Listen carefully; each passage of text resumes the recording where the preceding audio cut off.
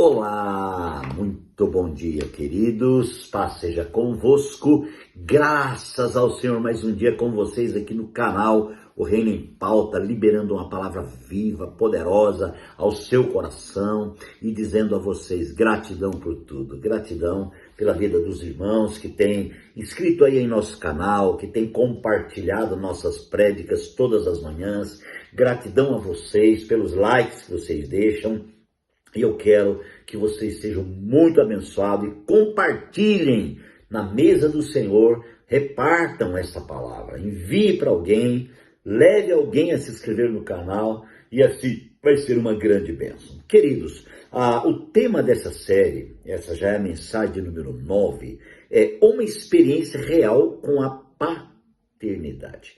Paternidade, queridos, é algo tremendo e nós já falamos bastante na primeira parte da série acerca disso, né? E agora eu estou usando aqui o livro de Jó, que aparentemente era aquele pai exemplar, e agora Deus então permite uma prova. Satanás começa a argumentar com Deus acerca de Jó.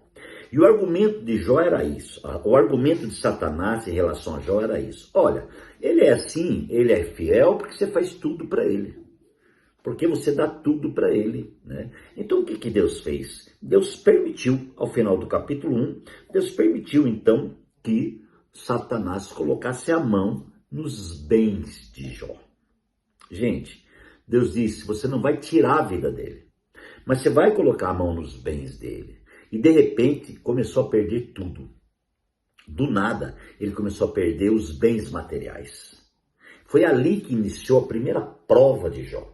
A primeira prova dele foi a perda dos bens materiais. Sabe, queridos, o ser humano é muito apegado com as coisas materiais.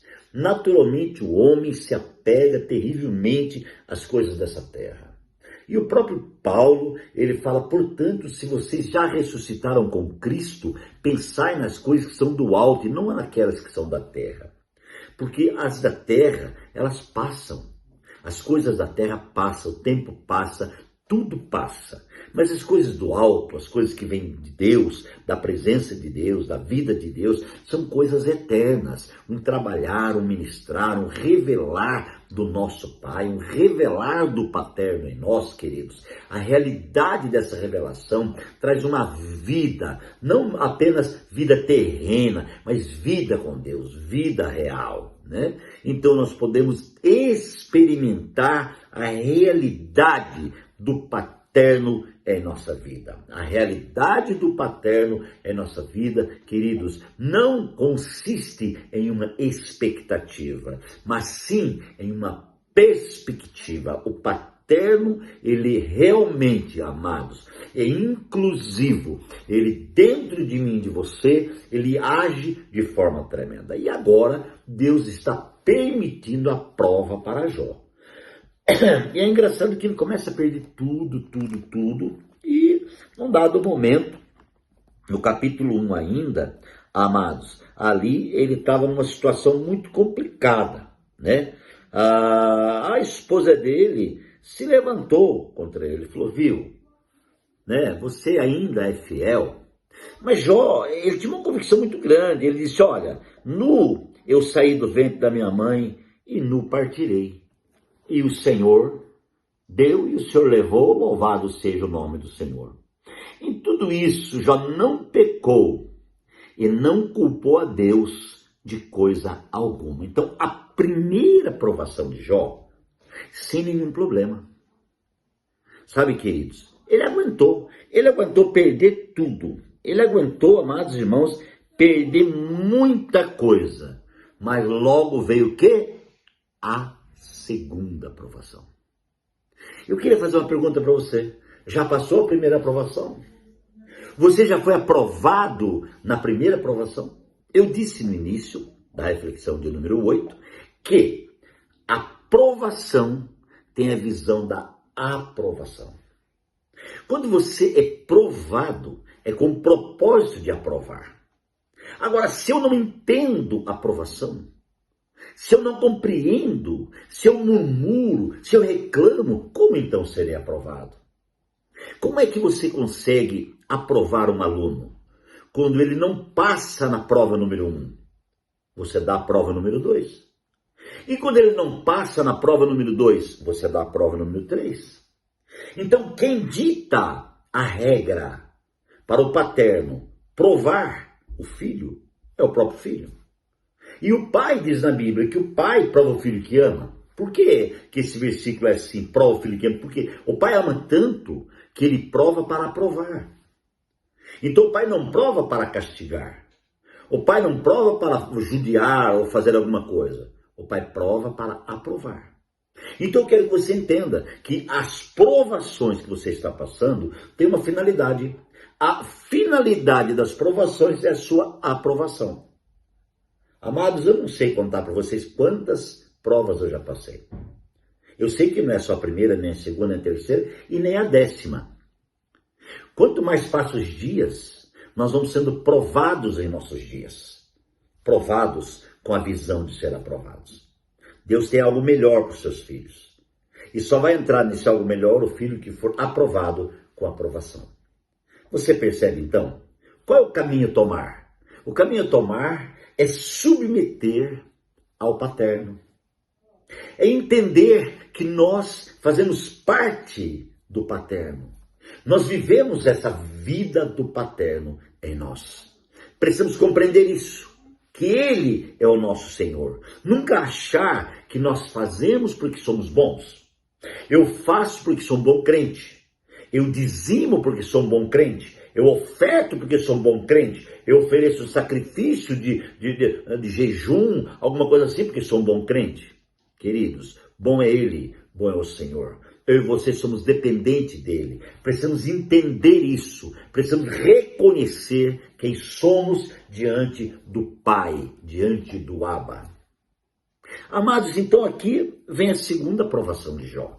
Na segunda provação, no capítulo 2, a Bíblia diz: "Num certo dia os anjos vieram apresentar-se ao Senhor e Satanás também veio com eles." Olha de novo Satanás. E o Senhor perguntou a Satanás: "De onde você veio?" Ele falou: "Eu vim de perambular pela terra e andar por ela." Então o Senhor disse a Satanás: "Reparou, meu servo Jó? Não há ninguém na terra como ele, irrepreensível e íntegro, porque teme a Deus e evita o mal. Ele se mantém íntegro, apesar de você me haver instigado contra ele, para arruiná-lo sem motivo." Olha só, irmãos. Pele por pele, respondeu Satanás. Meu Deus. Um homem dará tudo o que tem por sua vida. Estende a tua mão e fere a sua carne e os seus ossos. Com certeza ele te amaldiçoará a tua face. O Senhor disse a Satanás: "Pois bem, ele está nas suas mãos, apenas poupe a vida dele." Saiu, pois, Satanás da presença do Senhor e afligiu Jó com feridas terríveis, da sola dos pés ao alto da cabeça. Então Jó apanhou um caco de louça, com ele raspava sentado entre as cinzas. E a sua mulher então disse: "Você ainda mantém a integridade? Amaldiçoa o teu Deus e morra." Ele respondeu: "Você fala como uma insensata. Aceitamos o bem dado por Deus e não o mal." Em tudo isso Jó não pecou com os seus lábios. Meu Deus, irmãos. Na segunda prova de Jó, o diabo pediu pele por pele. Então percebe, queridos, como esse inimigo é terrível.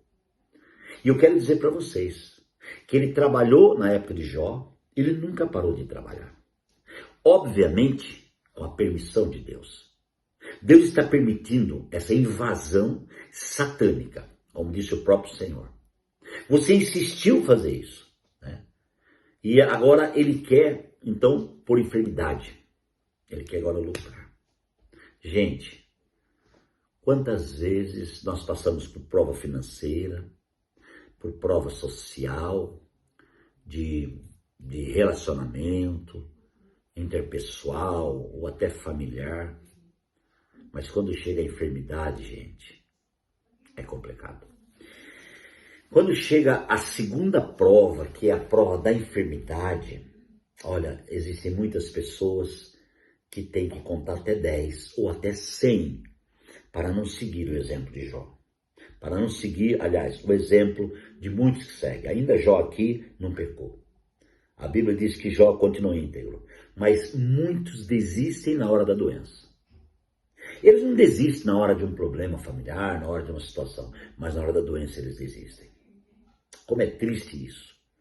Mas nós estamos aqui, irmãos, falando sobre uma experiência real com a paternidade, né? Então, precisamos ter essa experiência real e ver o que é mais forte, né? Amados, ainda, Paulo disse, sempre que o meu corpo exterior se corrompa, contudo o meu interior se renova a cada manhã. Paulo estava falando exatamente disso, ainda que o meu corpo caia por terra, ainda que a doença chegue, eu vou ficar firme diante do Senhor. É uma convicção do paterno, sabe, queridos? Ele não se levanta contra o pai, ele não se revolta. Quando você tem uma experiência real de filho, você não se revolta contra o pai. O filho que revolta contra o pai é porque ele não teve uma experiência real. É porque aquilo que ele achava que era real, não era. Então, quando ele acha que é e não é, ele vai se revoltar. Ou na primeira prova, ou na segunda, ou na terceira, ou uma hora ele vai achar que Deus não está certo. Uma hora ele vai questionar Deus e dizendo, você não está certo, você não pode fazer isso comigo. Quantas vezes acontece isso? Então, através dessas reflexões, eu quero que você e eu sejamos revelados para nós. Quem somos diante do paterno? Quem somos diante da realidade dessa paternidade? O que estamos fazendo diante da realidade dessa paternidade? Abra o teu coração, ore comigo e sinta a presença de Deus. Pai, eu quero te agradecer pela oportunidade. E eu quero pedir que o Espírito Santo esteja ministrando o coração de cada um dos nossos irmãos e que a bênção de Deus repouse abundantemente sobre cada um. Pai, é a nossa oração em nome de Jesus. Que Deus te abençoe e até amanhã.